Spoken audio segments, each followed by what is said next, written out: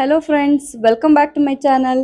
ಇವತ್ತು ಬುಧವಾರ, ಗುರುಪೌರ್ಣಮಿ ದಿನ, ಹುಣ್ಣಿಮೆ ದಿನ. ಸೊ ನಾವು ಗುರುಗಳ ದರ್ಶನಕ್ಕೆ ಅಂತ ಹೋಗ್ತಾ ಇದೀವಿ, ಸಾಯಿಬಾಬಾ ದರ್ಶನ ಮಾಡಲಿಕ್ಕೆ ಅಂತ. ಸೊ ನೀವು ಕೂಡ ನಮ್ಮ ಜೊತೆ ಗುರುಗಳ ದರ್ಶನ ಮಾಡ್ಕೋಬಹುದು.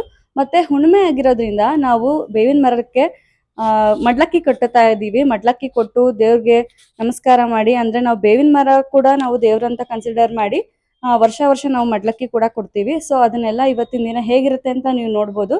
So please keep watching.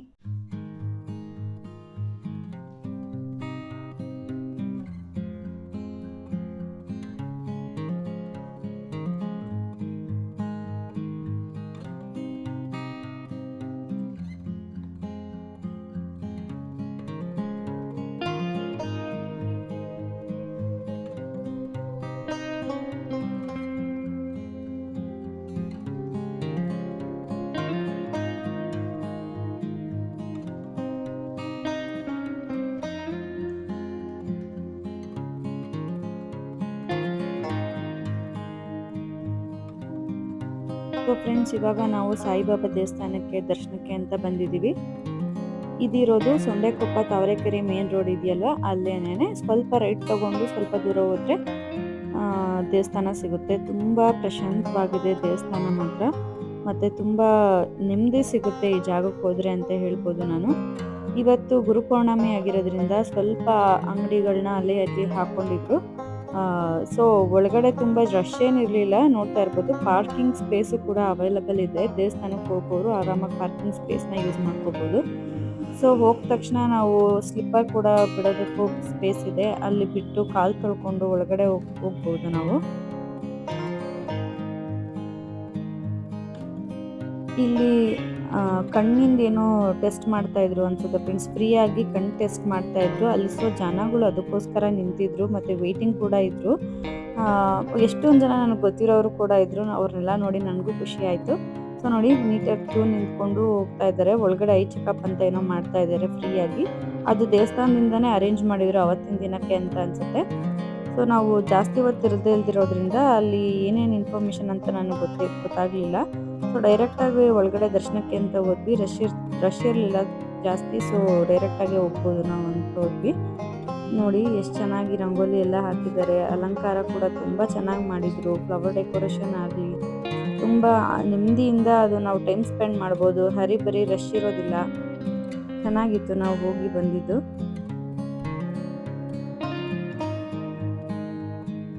ತುಂಬ ಗಿಡಗಳು ಮರಗಳನ್ನೆಲ್ಲ ಇದೆ ಅಲ್ಲಿ. ಅದ್ರ ಗಾಳಿ ವಾತಾವರಣ ತುಂಬ ಚೆನ್ನಾಗಿದೆ ಅಲ್ಲಿ. ಇಲ್ಲಿ ಪ್ರತಿದಿನ ಪ್ರಸಾದದ ವ್ಯವಸ್ಥೆ ಇರುತ್ತೆ. ಸೊ ನಾವು ಯಾವಾಗಾದರೂ ಹೋದರೂ ಕೂಡ ಅಲ್ಲಿ ಪ್ರತಿದಿನ ವ್ಯವಸ್ಥೆ ಇರೋದ್ರಿಂದ ನಾವು ತಗೋಬೋದು, ಪ್ರಸಾದ ತಗೊಂಡು ತಿನ್ಬೋದು. ಸೊ ಒಳಗಡೆ ಹೋಗ್ತಾ ಇದ್ದೀವಿ ಇವಾಗಿನ. ಅಕ್ಕಪಕ್ಕ ಎಲ್ಲ ಹೋಮ ಹವನಗಳು ಎಲ್ಲ ನಡೀತಾ ಇತ್ತು. ಸೊ ಜನನೂ ಕಡಿಮೆ ಇದ್ರು.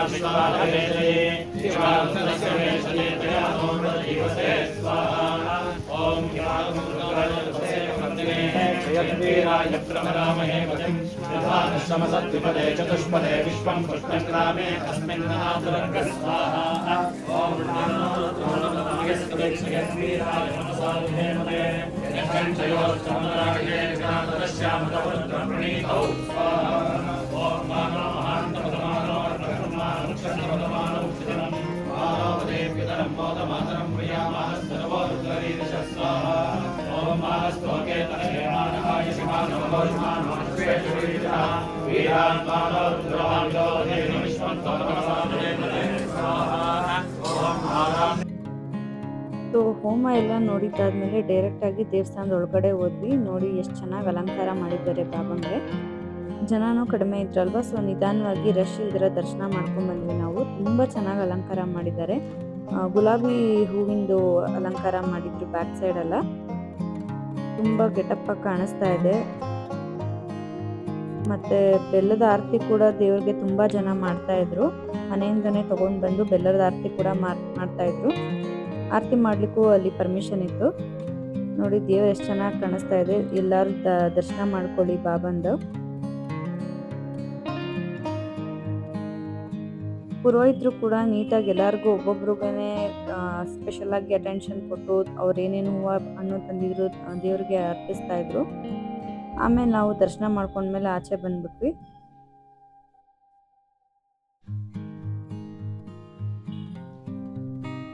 ಬಾಬನ್ ದರ್ಶನಕ್ಕೆ ಅಂತ ಹೋದ್ಮೇಲೆ ವಿಭೂತಿನ ಬಿಡೋದಕ್ಕೆ ಆಗಲ್ಲ. ಸೊ ಅದನ್ನ ಕಂಪಲ್ಸರಿ ಹಚ್ಕೊಂಡ್ಲೇಬೇಕು. ನೋಡಿ ಇಲ್ಲೇನೆ ಪ್ರಸಾದ ಸಿಗೋದು. ಡೈಲಿ ನೀವು ಯಾರಾದ್ರೂ ಬರೋರಿದ್ರೆ ಆ ಕಡೆ ಪ್ರಸಾದ ಸಿಗುತ್ತೆ. ದೇವಸ್ಥಾನದ ವತಿಯಿಂದಾನೇ ಕೊಡ್ತಾ ಇರ್ತಾರೆ. ಸೊ ದೇವಸ್ಥಾನದ ಹಿಂದಿನ ಭಾಗ ಇವಾಗ ನೀವು ನೋಡ್ತಾ ಇರೋದು. ಮತ್ತೆ ಇಲ್ಲಿ ಒಳಗಡೆ ಹೋದ್ರೆ ಅಲ್ಲಿ ತುಂಬಾ ಜನ ಬ್ರಾಹ್ಮಣರ ಕಡೆಯಿಂದ ಒಂದೇನು ದೇವ್ರಿಗೆ ಅಭಿಷೇಕ ಮಾಡ್ತಾ ಇದ್ರು. ನೋಡಿ ಬಾಬನ್ ಫೋಟೋನು ಇಟ್ಟಿದ್ದಾರೆ, ಮತ್ತೆ ಮುಂದೆ ಶಿವಲಿಂಗ ವಿಗ್ರಹನೂ ಇಟ್ಟಿದ್ದಾರೆ.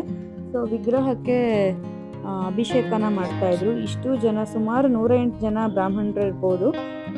ಎಲ್ಲಾರ್ಗು ಬ್ರಾಹ್ಮಣರಿಗೆ ದಾನ ಕೊಡಿಸ್ತಾ ಇದ್ರು. ಕೆಲವರು ಗೊತ್ತಿರೋರ ಕಡೆಯಿಂದ ಎಲ್ಲ ದಾನ ಕೊಡಿಸ್ತಾ ಇದ್ರು. ಅದು ತುಂಬಾ ಪುಣ್ಯದ ಕೆಲಸ ಅಂತ. ಮತ್ತೆ ನಾವು ಬ್ರಾಹ್ಮಣರಿಗೆಲ್ಲ ದಾನ ಕೊಟ್ಟು ಅವ್ರ ಕಡೆಯಿಂದ ಆಶೀರ್ವಾದ ಕೂಡ ಪಡ್ಕೊಂಡ್ವಿ. ತುಂಬಾ ಖುಷಿ ಆಯ್ತು ಫ್ರೆಂಡ್ಸ್ ಇದನ್ನೆಲ್ಲ ನಾವು ಮಾಡಿ. ಬಿಕಾಸ್ ನಮಗೆ ದೇವಸ್ಥಾನದವರು ಗೊತ್ತಿದ್ರು, ಪರಿಚಯ ಇದ್ರು. ಸೊ ಅದಕ್ಕೋಸ್ಕರ ಈ ಕೆಲಸ ನಮಗೆ ಸಿಕ್ತು ಅಂತ ಅನ್ನಿಸ್ಕೊಂತೀನಿ. We are so blessed for this ಅನ್ಸುತ್ತೆ.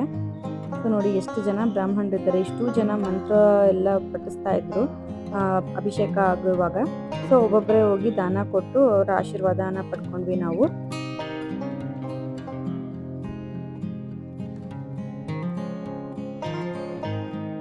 ಸೊ ಫ್ರೆಂಡ್ಸ್, ದೇವಸ್ಥಾನದಿಂದ ಹೋಗಿ ಬಂದಿದ ತಕ್ಷಣ ಪೌರ್ಣಮಿ ದಿನನೇ ಮನೆಗೆ ಬಂದು ತಿರ್ಗಾ ರಿಟರ್ನ್ ಬೇವಿನ ಮರಕ್ಕೆ ಪೂಜೆ ಮಾಡ್ತೀವಿ ಅಂತ ಹೇಳಿದ್ವಲ್ಲ. ಸೊ ಬೇವಿನ ಮರಕ್ಕೆ ಪೂಜೆ ಮಾಡಿ ಮಡ್ಲಕ್ಕಿ ಕಟ್ಟೋಣ ಅಂತ ಅಲ್ಲಿ ಹೋದ್ವಿ. ಸೊ ನೀವು ನೋಡ್ತಾ ಇರ್ಬೋದು ಇಷ್ಟು ದೊಡ್ಡ ಮರ. ಇದು ತುಂಬಾ ವರ್ಷಗಳ ಆಗಿದೆ ಅನ್ಸುತ್ತೆ ಮರಕ್ಕೆ. ಸುಮಾರು 100 ವರ್ಷಕ್ಕಿಂತ ಮೇಲಾಗಿರ್ಬೋದು ಈ ಮರಕ್ಕೆ ಅನ್ಸುತ್ತೆ. ಯಾಕಂದ್ರೆ ಒಂದು ಸೀರೆನೇ ಸಾಲೋದಿಲ್ಲ. ಮಡ್ಲಕ್ಕಿಗೆ ಕೊಡುವಾಗ ಬ್ಲೌಸ್ ಪೀಸಲ್ಲಿ ಮನೇಲೆ ಮಡ್ಲಕ್ಕಿನ ರೆಡಿ ಮಾಡ್ಕೊಂಡು ಬಂದ್ಬಿಡ್ತೀವಿ. ಸೊ ಆ ಥರ ಕಟ್ತಾ ಇದ್ದೀವಿ. ಒಂದು ಸೀರೆ ಹೊದಿಸ್ತೀವಿ ಅಮ್ಮಂಗೆ ಸೀರೆ ಕೊಡಬೇಕು ಅಂದ್ಬಿಟ್ಟು. ಸೊ ಆ ಸೀರೆ ಒಂದು ಕೂಡ ಸಾಲೋದಿಲ್ಲ, ಅಷ್ಟು ದೊಡ್ಡದಾಗಿ ಬೆಳೆದಿದೆ ಅದು ಮರ. ಮತ್ತೆ ಆ ಜಾಗದಲ್ಲಿ ಆ ಮರ ಪೂರ್ತಿ ಸ್ಪ್ರೆಡ್ ಆಗಿರೋದ್ರಿಂದ ಬಿಲ್ಡಿಂಗ್ ಹತ್ರ ಎಲ್ಲ ಹೋಗಿದೆ. ನೆಕ್ಸ್ಟ್ ನಾನು ನಿಮಗೆ ತೋರಿಸ್ತಾ ಹೋಗ್ತೀನಿ ಯಾವ ಥರ ಅದು ಸ್ಪ್ರೆಡ್ ಆಗಿದೆ ಮರ ಅಂತ. ಅದು ಇವಾಗಲೂ ಕೂಡ ಬೆಳೀತಾನೆ ಇದೆ ಮರ. ಸೊ ನಾವು ವರ್ಷ ವರ್ಷ ಇದೇ ಥರ ಬೇವಿನ ಮರಕ್ಕೆ ಮಡ್ಲಕ್ಕಿ ಕಟ್ಟಿ ಸೀರೆ ಕೊಟ್ಟು ಪೂಜೆ ಮಾಡಿಕೊಂಡು ಆರತಿ ಎಲ್ಲ ಮಾಡ್ಬಿಟ್ಟು ಬರ್ತೀವಿ.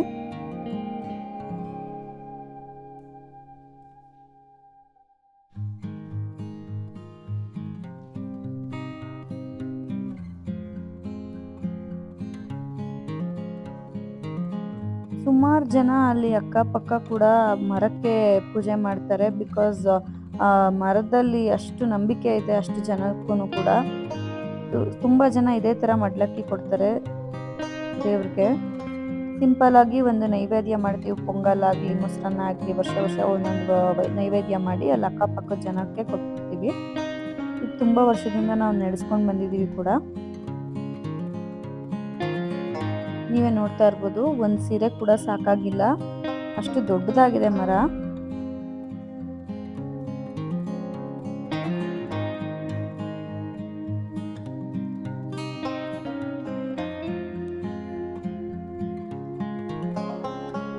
ನಾವು ಪೂಜೆ ಮಾಡೋ ದಿನ ಆ ಬಿಲ್ಡಿಂಗ್ ಅವರೆಲ್ಲರೂ ಬಂದ್ಬಿಡ್ತಾರೆ ಪೂಜೆ ಮಾಡಲಿಕ್ಕೆ ಅಂತಾನೆ. ಬಿಕಾಸ್ ಅಲ್ಲಿ ಬೇರೆ ಜನಾಂಗದವರು ಕೂಡ ಇದ್ದಾರೆ. ಅವರೆಲ್ಲ ಕೆಲವರು ಮಾಡೋದಿಲ್ಲ. ಸೊ ನಾವು ಮಾಡಿದಾಗ ದೇವ್ರಿಗೆ ಕೈ ಮುಗಿದು ಅವರು ಆರತಿ ತಗೊಳಕ್ಕೆ, ಪ್ರಸಾದ ನೈವೇದ್ಯ ಎಲ್ಲ ತಗೊಳೋದಕ್ಕೆ ಬರ್ತಾರೆ. ನಮ್ಗೆ ಅದು ಕೂಡ ಖುಷಿ ಅನ್ಸುತ್ತೆ. ನಾವೇ ಕಾಲ್ ಮಾಡಿ ಬರೋದಕ್ಕೆ ಹೇಳ್ತೀವಿ.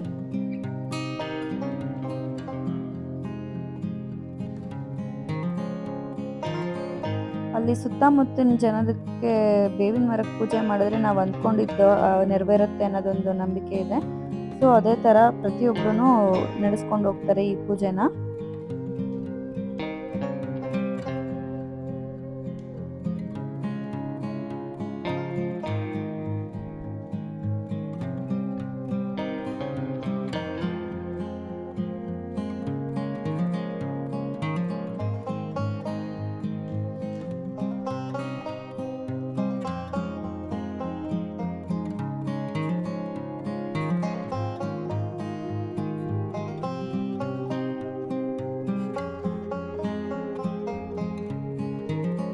ಹುಣ್ಣಿಮೆ ದಿನನೇ ನಾವು ಪೂಜೆ ಮಾಡಬೇಕು ಮರಕ್ಕೆ ಅಂತ ಏನಿಲ್ಲ ಫ್ರೆಂಡ್ಸ್. ನಿಮ್ಗೆ ಯಾವಾಗ ಸಾಧ್ಯನೋ ಆವಾಗ ಮಾಡ್ಬೋದು. ನೀವು ಮನೆ ಹತ್ರನೂ ಕೂಡ ಬೇವಿನ ಮರ ಇದ್ದರೆ ಇದೇ ಪ್ರೊಸೀಜರ್ ನೀವು ಮಾಡ್ಬೋದು. ತುಂಬ ಒಳ್ಳೆಯದು ಬೇವಿನ ಮರಕ್ಕೆ ಪೂಜೆ ಮಾಡೋದ್ರಿಂದ.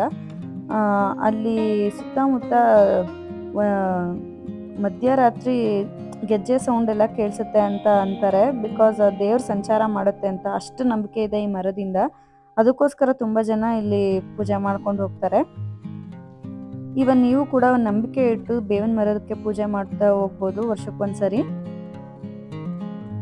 ನಿಮ್ಮ ಕೈಯಲ್ಲಿ ಸೀರೆ ಮಾಡ್ಲಿಕ್ಕೆ ಆಗಿಲ್ಲ ಅಂದ್ರೂ ಸುಮ್ಮನೆ ಯಾವುದಾದ್ರೂ ಒಂದು ನೈವೇದ್ಯ ಇಟ್ಟು ಒಂದು ಪ್ರಸಾದ ಮಾಡಿ ಪೂಜೆ ಮಾಡಿದ್ರೆ ಅಷ್ಟೇ ಸಾಕು. ನೋಡಿ ಪಕ್ಕದ ಬಿಲ್ಡಿಂಗ್ ಅವರೆಲ್ಲ ಬಂದು ಪ್ರಸಾದ ತಗೊಂಡು ಹೋಗ್ತಾರೆ. ತುಂಬ ಇಷ್ಟ ಆಗುತ್ತೆ ನಮಗಿದೆಲ್ಲ.